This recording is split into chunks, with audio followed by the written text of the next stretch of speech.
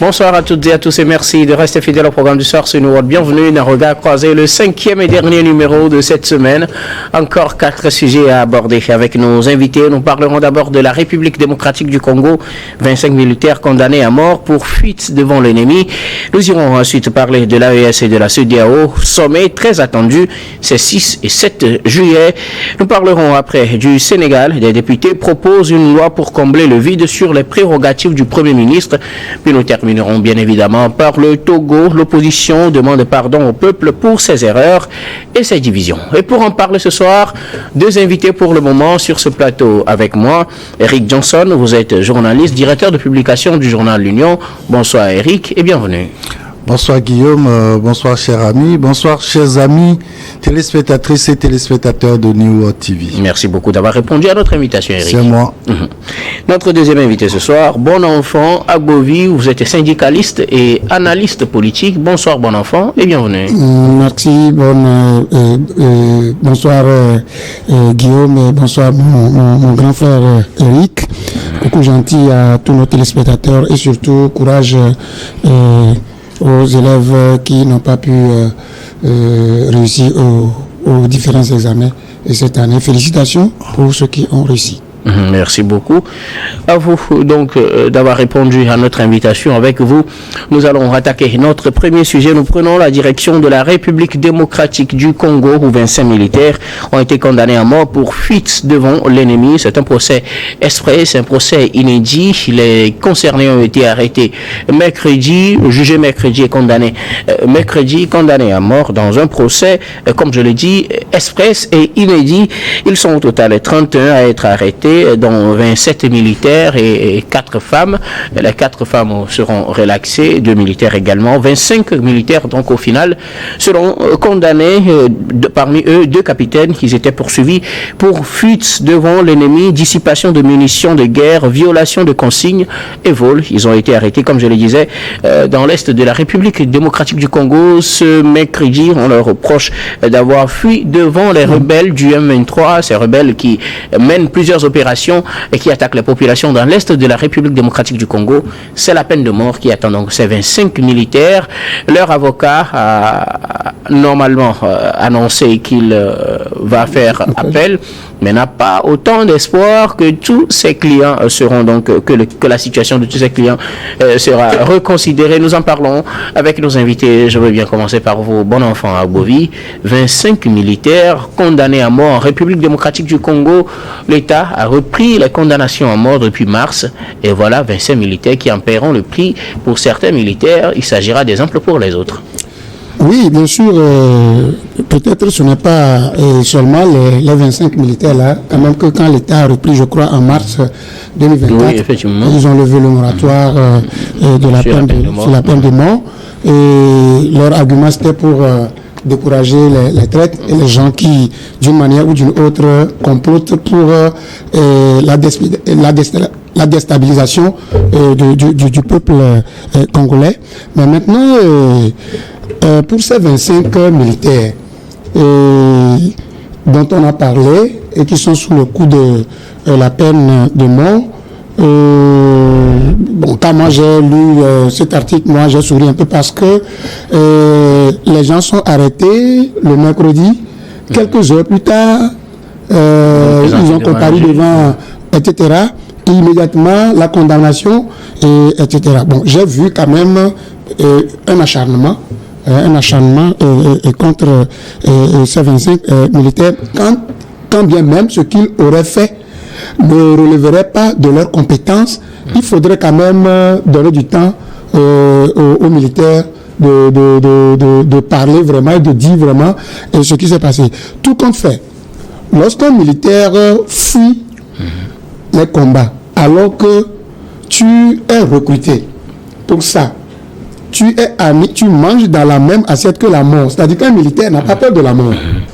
Mais lorsque ces militaires fuient les ennemis, alors que tu es là pour la défense de l'intégrité du territoire, et face à ce mouvement M23 qui sévit, qui propulse la percée d'une manière ou d'une autre soutenue, comme le disons chaque fois, mais rien ne se fait, soutenu par le Rwanda, et ce n'est pas nous qui le disons, c'est ce qui se passe, et le Rwanda même fait tout pour apporter des démentis, mais on n'arrive pas à le comprendre.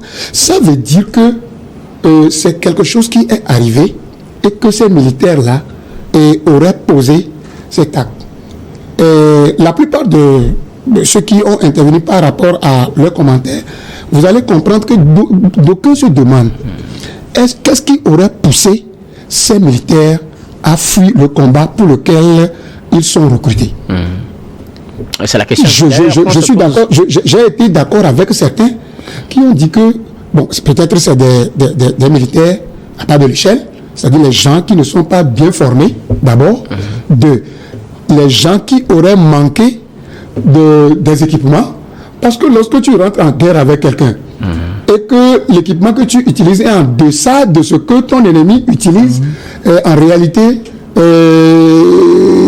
tu te trouves devant une situation et la raison va te permettre de savoir ce que tu dois faire en ce moment. Et pour eux, savoir ce qu'on doit faire, c'est fuir. En réalité, fuir, c'est ça que j'ai dit, que ça ne relève pas de leur, ce n'est pas dans leur déontologie. Ils sont là, quel que soit le cas, pour défendre la population. Pourquoi? C'est ça qui rentre dans leur déontologie. Mais aujourd'hui, c'est un procès qui a été précipité. Voilà que les avocats des 25 militaires aussi disent qu'il va faire appel, mais que les chances sont infimes. Ça veut dire que la peine de mort qui a été abrogée entre-temps, repris en 2024, commence par ces 25 militaires qui ont fui. Mais ce n'est pas seulement la fuite devant l'ennemi. Il y a encore d'autres... On parle aussi de dissipation de munitions. Justement, quand vous parlez du matériel qu'ils ont à leur disposition, qui n'est pas à la hauteur peut-être du matériel, c'est des suppositions que vous faites, on vous convient, qui ne serait pas à la hauteur du matériel utilisé par les rebelles du M23. Mais là, on parle aussi de dissipation de munitions. Ça veut dire que le peu qu'ils ont, ils l'ont dissipé. Mais le problème, c'est que lorsque vous allez à un procès et les peines pèsent sur vous, donnez l'opportunité à la personne d'apporter les preuves contraires. Vous-même, vous venez de dire tout à l'heure que les gens ont été arrêtés le mercredi. Et ça, nous avons assisté à un procès par flagrance. C'est-à-dire qu'on n'a pas donné le temps aux gens de réfléchir quand même et d'apporter pourquoi il y avait eu dissipation. C'est-à-dire qu'aller tout droit à cette décision, c'est ça qui m'embête un peu. Maintenant, même l'autre peine qui pèse sur eux, c'est le vol. Et ça, c'est la population qui a effectivement. Et vous savez que lorsque c'est pourquoi je dis, ce qui amènerait un militaire au front à voler quelque chose, ça veut dire qu'il n'y a pas... Regardez, les gens qui savent qu'ils sont au front, il n'y a même pas de... Je ne sais pas s'il y a de quelque chose que l'État aurait fait pour au moins encourager ces gens au front. Ils sont là, au front, pour que la population soit en sécurité. Maintenant, est-ce qu'il y a quelque chose en réalité pour les pousser à savoir que nous sommes au front, mais quand même, il y a quelque chose... Qu'est-ce que vous mettez dans quelque chose? Je ne peux rien dire ici, mais je sais quand même que même si c'est pas de coups de fil, pour au moins booster leur morale, ils savent quand même qu'ils ont... C'est pourquoi je dis que moi, je ne suis pas sur le terrain. Je ne sais pas ce qui s'est passé. Ils ont fui devant le M23 et je ne sais pas ce qui s'est passé. Ils ont dissipé les munitions de guerre. Je ne sais pas ce qui s'est passé. Ils ont violé. Ça dit qu'ils n'ont pas... volé. Ils ont volé. Et même, on a dit que il y a l'absence de... C'est-à-dire qu'ils n'ont pas pu, comment appelle-t-on, respecter les consignes données. Donc aujourd'hui, la population qui a crié que les militaires ont volé, ça dit que ces militaires auraient besoin de quelque chose dont ils n'avaient pas eu. Et devant la situation, ils ont commis sa forfaiture. C'est le lieu de dire aux responsables de ce pays et aux militaires qui sont au front en ce moment qu'il faut que ce qui n'a pas été bien et qui a poussé ces militaires à commettre ces forfaitures, il faut que les autorités aussi arrivent à jouer leur partition. Parce que les gens sont là avec la mort comme ça, donc il faut que les autorités aussi les accompagnent, ne serait-ce que moralement. Vous savez, vous et moi, nous ne sommes pas des militaires. Nous sommes des civils. Et ces militaires-là font tout pour notre sécurité. Qu'est-ce que nous faisons à ces militaires au retour? Donc, c'est pourquoi je dis que les autorités aussi, ne serait-ce qu'un soutien moral pour que ces choses-là ne se répètent et pour amener les gens condamnés à la mort. Merci beaucoup. À vous, bon enfant, à Bovi. Alors, Eric Johnson, 25 militaires condamnés à mort en République démocratique du Congo, je le disais. Ils ont été arrêtés mercredi, jugés mercredi, condamnés à mort mercredi. Leur avocat compte faire appel de cette décision, mais il n'a pas grand espoir que tous ces clients soient acquittés ou bien qu'on revienne sur la décision concernant tous ces clients. Quelle analyse cela vous suscite? Alors, pour comprendre ce qui se passe aujourd'hui en RDC, il faut un peu remonter le temps, c'est-à-dire depuis le déclenchement de cette guerre du M23 contre l'État congolais. Et dire ceci, c'est vrai qu'aujourd'hui, la situation est très délicate pour l'armée congolaise dans le Nord Kivu. Et aujourd'hui, on parle même de presque l'encerclement de la ville de Goma, qui est une ville centrale de la RDC. Et donc, je crois que devant cette situation, c'est dire qu'il y a beaucoup de morts. Il y a une situation où les militaires n'arrivent pas à faire reculer cette rébellion-là, d'où la nécessité, à mon avis, de renforcer cette armée-là dans le Nord Kivu.